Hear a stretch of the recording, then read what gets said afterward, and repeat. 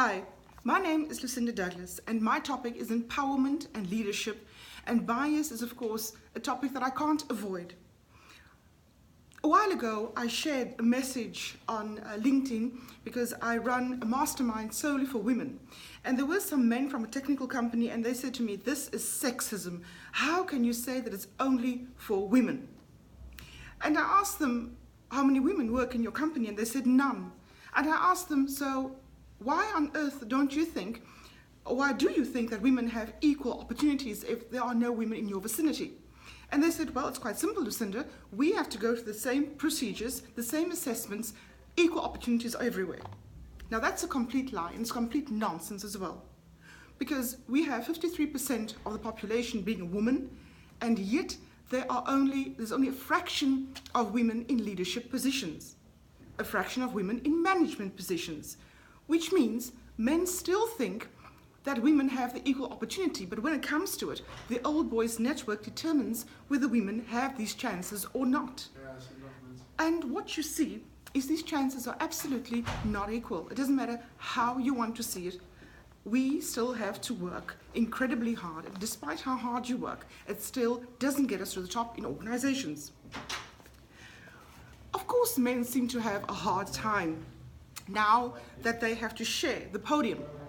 And of course, they're having a hard time with their identity, so I'm told. But on the other hand, women have always had to have a hard time with their identity, because despite how good they were and how accurate they were and how brilliant they were still never given this opportunity.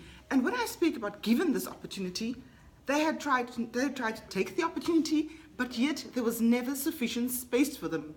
And now, because we understand that companies who have women in top positions, who have women in management positions, seem to thrive for all kinds of reasons, and they are attractive to other people, male and female, who want to be part of the organization.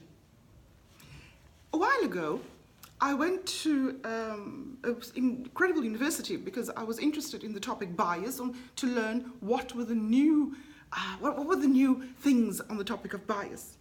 And there was a professor, and he's a really worldwide, he's a very renowned, he's absolutely brilliant. And he was saying to me, "I run a faculty, Lucinda, an international faculty. And when a man came to him and said, 'I need a pay raise,' he said, 'A pay raise? Yes,' said the man, a man in his faculty, 'I'm having a hard time at home, I just need more money.'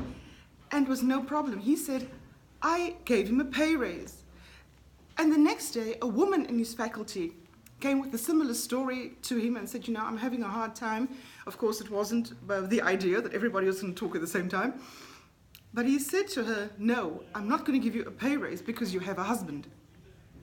And at that moment in time, he trapped himself. He found himself not giving this woman an equal chance. The man was the man in his opinion, and this man was amazing. This man needed the money because he was the man, he was the leader, and yet both these people had the same education, had the same position. Can you imagine this?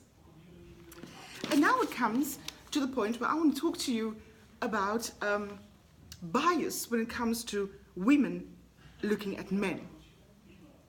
You see, tradition has taught us that women are not responsible in the way that men are. Tradition has taught us that top positions are there for men. Women accept the fact that when a director is a man in an organization or the CEO is a male, that these companies will thrive. The moment a woman is in the top of the organization, they ask themselves if this company would actually be successful in the future. Women probably could not do what men do. We have been brainwashed. We have been born to believe that women have this lower position, and we are actually accepting it. A while ago, there was a scientific paper written. It was in England, by the way, and there was one written, exactly the same paper written by a man and exactly the same paper written by a woman. And when the public was asked, because this was an experiment looking at bias, whose paper was this and who stole the paper, everybody who had participated in the experiment had said it was his paper and she put her name under the paper. Actually, it was her paper, and he put his name under the paper. Men and women, mostly women, by the way, found it to be that she was the liar, she was the thief.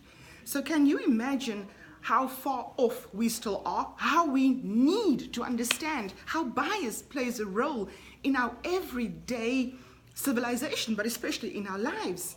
We have been brainwashed and taught that women actually have a certain position, and it's not good. From where I'm seeing it, it's not the best part to be.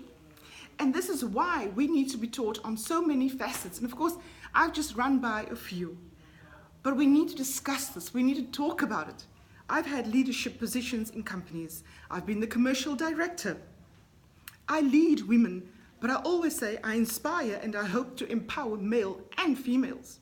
But bias, the limited imagination and thoughts of our minds, and how we have not been exposed to anything else than lies or a certain form of truth, actually captures us and puts us in a less position, puts us in a different position.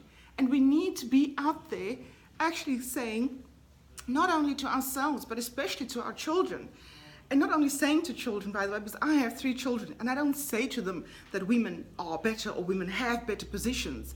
I show them that it's possible to run companies, to have a theatre show, to write books, to speak internationally, and I don't have to tell my children, they see it. So every woman and male needs to be the example they want to see. And that goes for lots of things. But I'm not even getting into color or creed or where you come from. I'm simply talking about the difference between male and females. And believe me, we need to be there and support each other. Because a while ago, I understood that we are missing out on 12 billion euros worldwide per year, simply by not getting women in the organizations and giving them the roles that they need to have. Not only for the organization, but also for other women looking at the organizations and wondering, could I be part of this organization? Do they value who I am? Or are they still captured in unconscious bias?